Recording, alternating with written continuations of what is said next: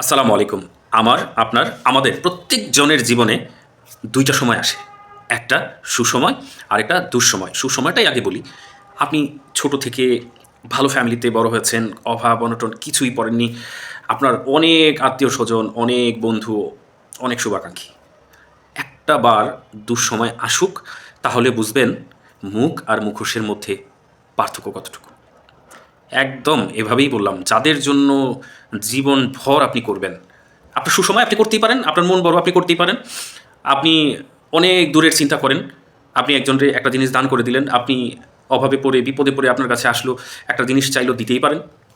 কিন্তু আপনি যখন বিপদে পড়বেন, আপনার যখন দুঃসময় শুরু হয়ে যাবে, তখন আপনি কয়জনকে পাবেন? এটাই হচ্ছে প্রশ্ন।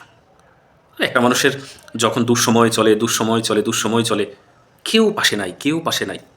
হঠাৎ করে দেওয়ার মালিক আল্লাহ। আপনি পৃথিবীতে আসার ৫০,০০০ বছর আগে আমাদের রিজিক নির্ধারণ করা হয়েছে। তাই প্রত্যেকটা মানুষের জীবনে ভালো খারাপ সময় অবশ্যই আসবে। ওই যে বললাম, যখন আপনি দুঃসময় পার করছেন, হঠাৎ করে সুসময়। এখন ওই যে দুঃসময় পার করেছেন, তখন কয়জন ছিল? এই যে এখন সুসময়, এখন কয়জন আছে? ঠান্ডা মাথায় চিন্তা করেন ভাই, পেয়ে যাবেন। বয়স কিন্তু খুব বেশি হয়েছে বলব না, বয়স খুবই কম। আবার একদমও কম না। তো এই বয়সে অনেক কিছুই দেখে ফেলেছি। মানুষ চিনে ফেলেছি।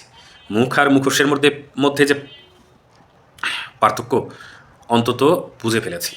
তাই দুনিয়াটা অনেক বড়, অনেক। কিন্তু আমার জন্য দুনিয়াটা একদম হাতে গোনা।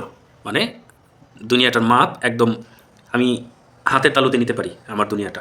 এত ছোট করে ফেলেছি। অথচ দুনিয়া ছিল আমার কাছে অনেক বড়। বিশ্বাস করবেন, এমনও মানুষ আছে যাদের সাথে একদিন কথা না হলে পেটের ভাত হজম হতো না।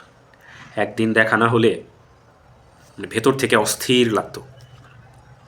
সেই মানুষগুলো একটা সময় যখন দুঃসময় শুরু হলো, দিনের পর দিন খোঁজও রাখেনি।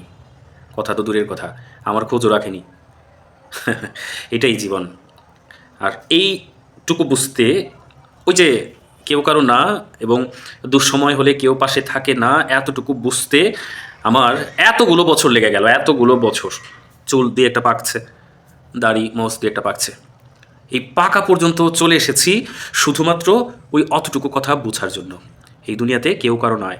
আর প্রত্যেকটা মানুষের জীবনে দুইটা সময় আসে, একটা সুসময়, একটা দুঃসময়। সময়গুলো খেয়াল রাখবেন, দেখবেন জীবন সুন্দর হবে।